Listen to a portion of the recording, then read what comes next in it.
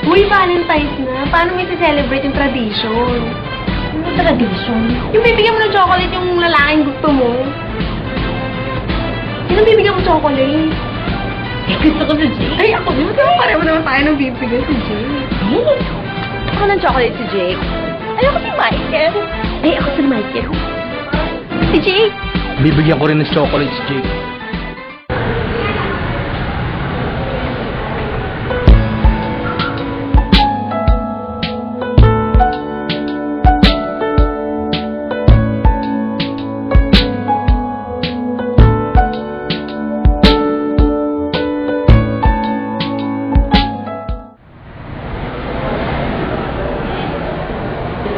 Gusto ko sana ibigay mo yan kay Jake.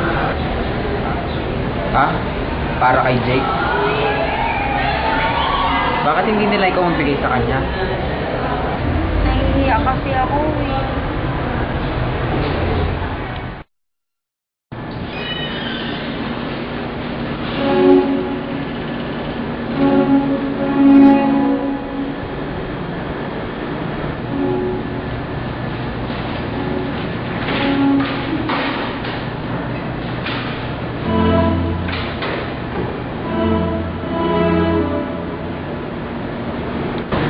Sa lahat naman yata ng chocolate na natanggap mo, yan yata yung pinakaimong mo.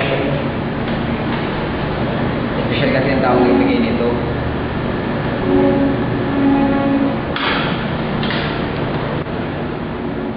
Diba sabihin yung bigyan? Natama na lang siya. Sasaktan. Hindi naman ako katulad ng ibang tao na basta-basta na lang nang iwan.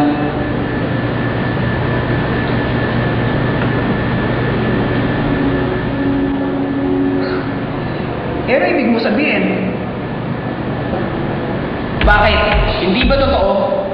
Hindi ka marunong magpaalaga sa mga taong nagmamahal sa'yo. Ano?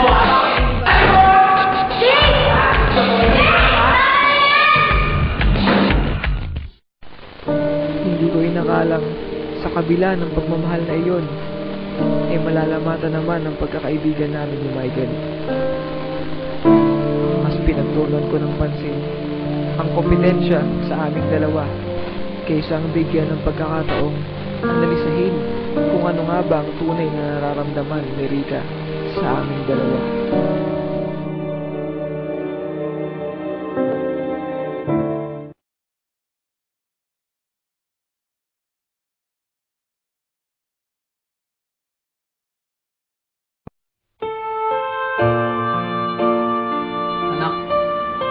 Alam ko mahirap. Iba lang sitwasyon natin ngayon. Nawalay na kami ng mami mo. Pero, di ba hindi naman ibig sabihin yun na hindi na buo ang pamilya? Hayaan mo. Kahit nakatira na ako sa syudad, pipilitin ko pa rin at gagawin ko pa rin bumisita sa'yo nang madalas para makasama ka at makapagkwentuhan tayo. Sa pa anak, nilarespeto ko ang desisyon mo na dumito ka muna sa mami mo. Hindi na siguro, Dan. Nakapag-desisyon na ako. Bakit? May problema ba? Wala. Kahit pa ang pagdedesisyon ko para sa pamilya, ay na-impluwensyahan na rin ang higit na pagmamahal ko kay Rika. Umaasa kasi akong kay Rika ko masusumpungan ng pagmamahal na hindi ko nakita sa loob ng aking pamilya.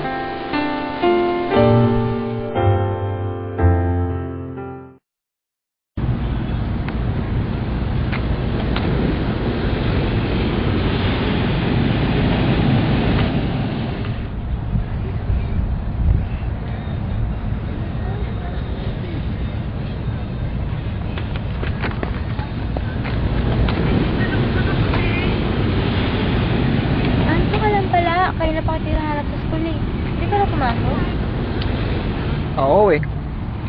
Paano mo nga pala nalaman na nandito ako? Wala lang. Basta alam ko lang nandito ka. Rika, may tatanong ako sa'yo. Ano yan? Pag nawala ako, mamimiss mo ba ako? Ha? Siguro mamimiss mo ako, no? Ha? Kaya ka pa. I want to live forever inside your nights and days.